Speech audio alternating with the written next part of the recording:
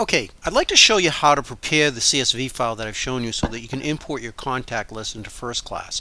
Now, I will hold your hand through this process. If you need any help, don't worry about that. But I want to just see if we can get this so that some of you people who want to, run ahead can go before I can get it done before I get to you.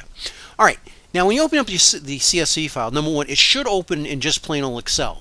You're going to notice a couple things. It looks really, really ugly here. You notice the names here are all kind of jammed in. It doesn't really respect the width of the column. So what I'm going to do is right here between A and B, I'm going to click, and it's going to pop that over. Okay, and what we're going to do is we're also going to click between the B and C, and that snaps everything so that you can see it. Now, your data is going to require a little bit of massaging, so I'm going to show you what you need to do. For instance, you notice that my wife Alicia Rasconi, they have an underscore between Alicia and Rasconi. That's so it's one word. That's going to screw up your import. So I'm just going to click where it says Alicia Rasconi. I'm going to put a space in between them. All right. And I'm going to do the same thing. Just make sure that all the names are properly formatted first and last. Now, this is a very important step. Click between A and B, and you're going to go Insert, and it's going to put in a new row. Then what I need to do, and this is especially important, I'm going to click on A, column A, and I want to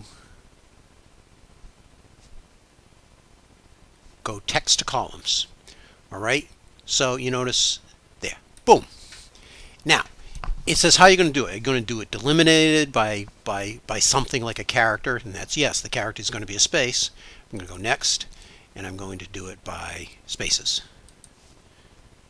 And next. And you notice it shows you what it's going to look like and then finish. Now, the other thing I think you probably want to do here is I think you do want to put a header row in.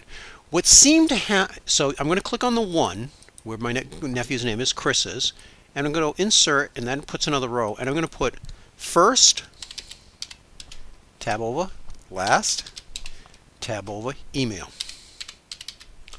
I noticed that when I tried doing this the first time, it didn't import the first row.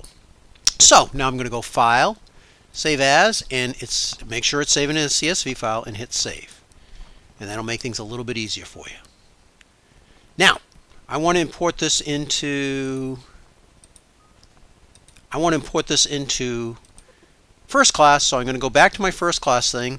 And you notice over here on the side of the L where it says Contacts, it's Mailbox, Calendar, Contacts. Click on the little Rolodex. And you notice there's one there already that I haven't set up yet, which is called CCHS Parents. What I'm going to do is I'm going to create a new contact database. Okay, so in the tab that says New, I'm going to go New Contact Database. And I'm going to go File. I'm going to import contacts. And you notice when I do that, it looks for a vCard. Now, I'm not 100% sure what a vCard it is. Probably has something to do with Outlook.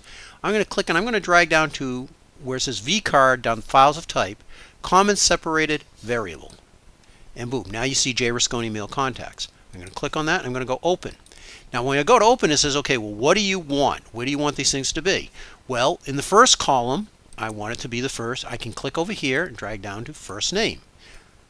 Okay, the column that's labeled last is the last name, and the column that's labeled email is, and we're going to call that the business work email.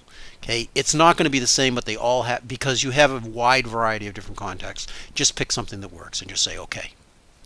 And it's going to bring them all in. All right, perfect. Now, the beauty of this is now, for instance, Chris Hebert is my nephew, right? And the beauty of this is is now in your personal contact database. So when I go to create a new message, a new email message, and I put in the subject is Hi Chris, and when I type in Chris, his name pops in there, and all I have to do is go down and of course it didn't work. Huh. That's weird. How about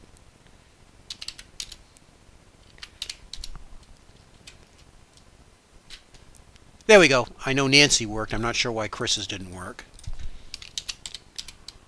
I probably misspelled his name. There we are. Okay, so that's how we do this. It does create a nice database, and it does work. It's a lot faster. So I will be sending out all these CSV files. If you don't know what to do with it, don't worry, I'll show you.